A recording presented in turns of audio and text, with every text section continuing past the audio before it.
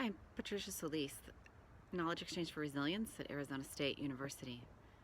Mobile home residents here in Maricopa County, Arizona are 8 times more likely to die from heat-related illness. Our research has uncovered stark inequalities in adaptive capacity under housing insecurity and extreme heat.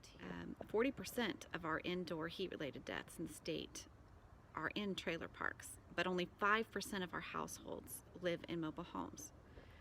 There are 20 million Americans who choose manufactured housing as an affordable alternative, and we will need to reckon with these increasing summer temperatures and the more frequent heat extreme events and this type of housing. So we've been exploring this coupled threat, housing precarity and environmental exposure from high temperatures, and then in this year we've also had to deal with the pandemic and the inequalities. In 2019, we hit an all-time record of heat-associated deaths, just shy of 200 people.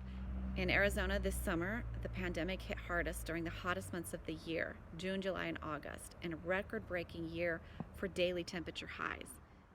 In 2020, Phoenix has seen more than 50 days over 110 degrees, and Arizona is on track to shatter last year's record of heat-related deaths with an increase of about 70%.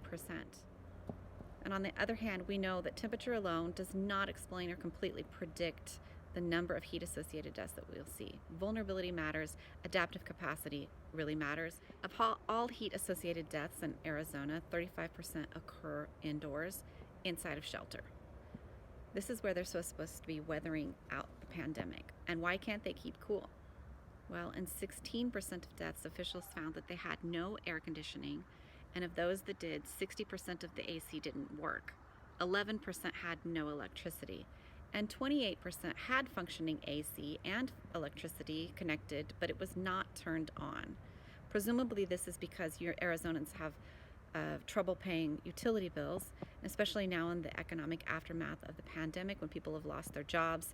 We teamed up with 80 organizations across Maricopa County, serving the needs of residents who need utility assistance and rental assistance. So we mapped out where that help was being distributed across the Valley of the Sun. We also mapped out where the indoor heat-associated deaths occurred, and it was immediately clear that parts of our metro area are falling between the cracks. There's a conspicuous spot where there are high rates of morbidity but low rates of assistance. And upon closer look, we can see these are mobile home parks. Mobile home dwellers are not eligible for federal dollars to help pay for AC because their structures are not eligible. Mobile home owners often cannot access some of the programmatic assistance that is directly available through the electricity bills because they rent their lots even if they do own their units. They're not really good candidates for tree shade programs given the concrete surfaces.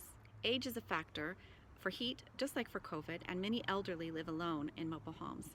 Black and Native American Arizonans are also disproportionately represented in heat morbidity statistics in total for the whole state. And some trailer parks house immigrant families of color. But the widely used heat vulnerability index does not include shelter type or the lack of shelter as a vulnerability factor. Most emergency management plans do not reference chronic heat as an environmental hazard explicitly, and when they do mention mobile homes, it's most often referenced to flooding and not to heat. Manufactured housing actually provides shelter for 1 in 10 households who are living below the poverty line. And with rising temperatures across the U.S., are we doing enough to keep up? So when you layer disaster upon disaster, extreme heat coupled with the COVID-19 pandemic, we see some of the same communities threatened in multiple ways. When the orders are to shelter in place, what happens when you cannot keep that shelter cool? And what will we do when the moratoriums expire and when the bills come due, which is happening now? At ASU, we're working with the stakeholders, faculty and students, the owners of the mobile home parks, the owners of the mobile homes themselves, the county public health department, utilities, and many other stakeholders, so that we can generate a solution set that takes into account this housing type as a really important factor on the heat side that has been overlooked or underestimated in the past. We've inventoried new options for built environment solutions, housing infrastructure options, utility regulatory loopholes that need closing, gaps in the social safety networks, and heat outreach activities by municipalities and other nonprofit actors. We're being at the forefront of this challenge now. We really hope to emerge at the forefront of innovations